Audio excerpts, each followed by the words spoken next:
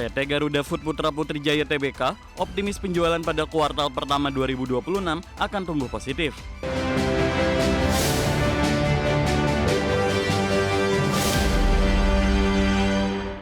Emiten makanan dan minuman PT Garuda Food Putra Putri Jaya Tbk atau GOOD memaju penjualan pada awal 2026.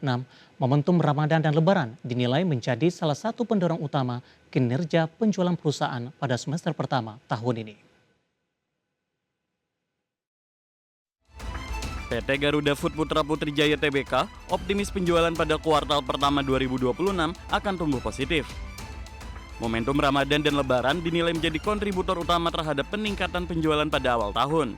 Manajemen Garuda Food memproyeksikan penjualan pada kuartal pertama 2026 dapat tumbuh lebih dari 10% dibandingkan periode yang sama tahun sebelumnya, seiring meningkatnya permintaan produk makanan selama musim perayaan. Periode Ramadan dan Lebaran biasanya diiringi peningkatan konsumsi masyarakat, terutama untuk produk makanan ringan dan minuman yang menjadi salah satu segmen utama bisnis Garuda Food. Untuk menangkap momentum permintaan tersebut, perusahaan memastikan ketersediaan stok produk serta menjaga efisiensi operasional dan pengelolaan biaya.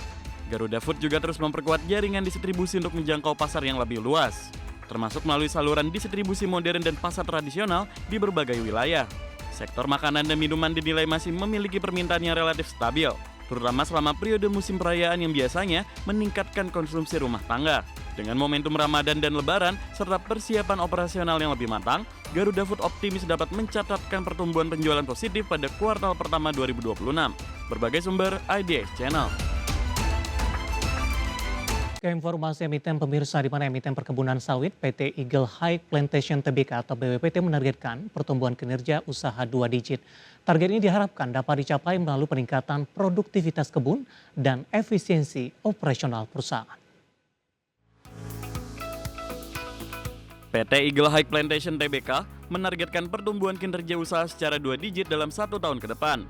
Target tersebut melanjutkan tren peningkatan kinerja yang telah dicapai perseroan pada periode sebelumnya. Manajemen BWPT optimis laba bersih perusahaan dapat tumbuh 2 digit dibandingkan tahun sebelumnya, dengan dukungan peningkatan produktivitas dan efisiensi operasional. Perusahaan terus meningkatkan produktivitas perkebunan melalui praktik agronomi yang lebih baik, serta peningkatan kompetensi tenaga kerja dan perbaikan proses operasional. Selain meningkatkan produksi, BWPT juga menjalankan strategi efisiensi biaya dan optimalisasi operasi untuk menjaga profitabilitas perusahaan. BWPT merupakan perusahaan perkebunan yang berfokus pada produksi minyak sawit mentah atau CPO dan inti sawit. Dengan operasi perkebunan di berbagai wilayah Indonesia, industri kelapa sawit masih memiliki prospek positif seiring permintaan global terhadap produk turunan sawit yang digunakan dalam industri pangan, energi, dan produk konsumsi. Dengan strategi peningkatan produktivitas dan efisiensi, BWPT optimis dapat menjaga momentum pertumbuhan kinerja usaha secara berkelanjutan. Berbagai sumber, IDX Channel.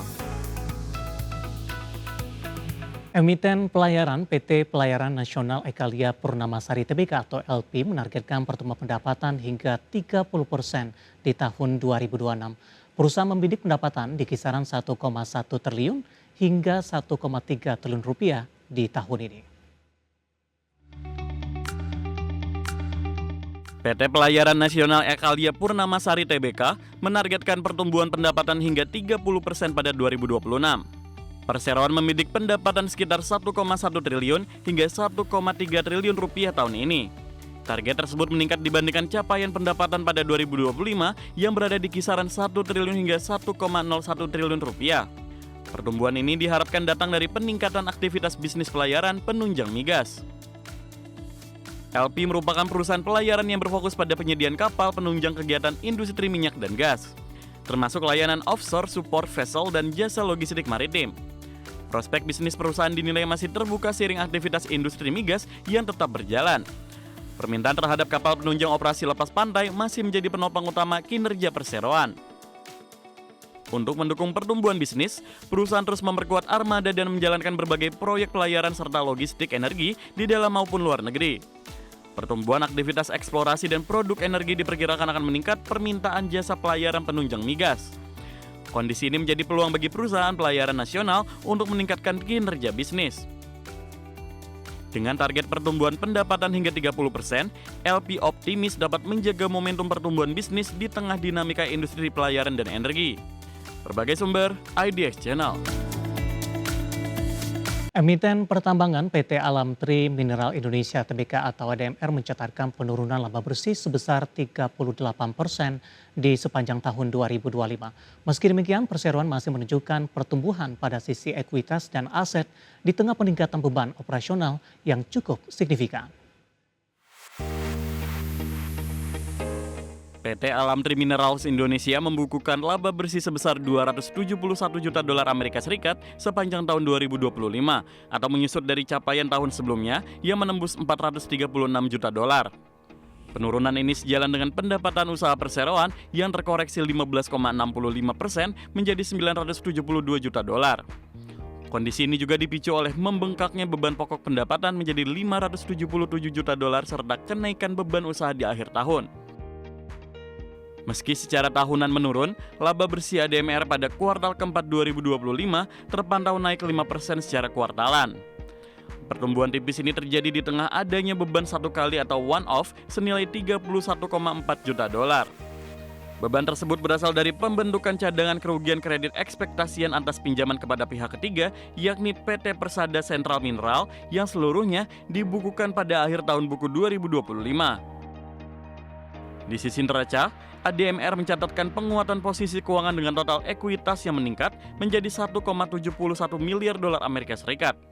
Total aset perseroan juga terpantau naik menjadi 2,89 miliar dolar meskipun jumlah liabilitas atau kewajiban perusahaan turut melonjak ke angka 1,17 miliar dolar. Capaian ini mencerminkan upaya perseroan dalam menjaga struktur permodalan di tengah dinamika harga komoditas tambang global. Berbagai sumber, IDX Channel.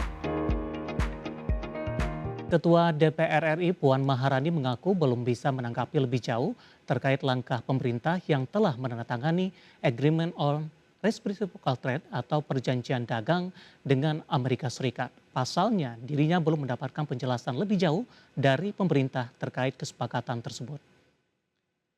Menurut Puan, DPR harus melihat terlebih dahulu apa saja terkait dengan hal-hal yang sudah disepakati antara pemerintah Indonesia dengan pemerintah Amerika Serikat. Kendati demikian, Puan meyakini kesepakatan yang telah dicapai merupakan buah hasil perundingan terbaik antara kedua negara dalam melakukan perjanjian dagang. Kita harus melihat dahulu apa saja terkait dengan hal-hal yang sudah disepakati antara pemerintah dengan pemerintah Amerika. Dan penjelasan tersebut tentu saja harus dibuka secara detail dan tentu saja apakah itu resiprokal atau tidak saya tidak tahu karena kita juga belum dapat penjelasannya secara detail dari kementerian terkait. Namun yang saya bisa pahami sudah dilakukan perundingan yang terbaik antara Presiden Republik Indonesia dengan Presiden Amerika dan tentu saja kami berharap tarif terbaik dan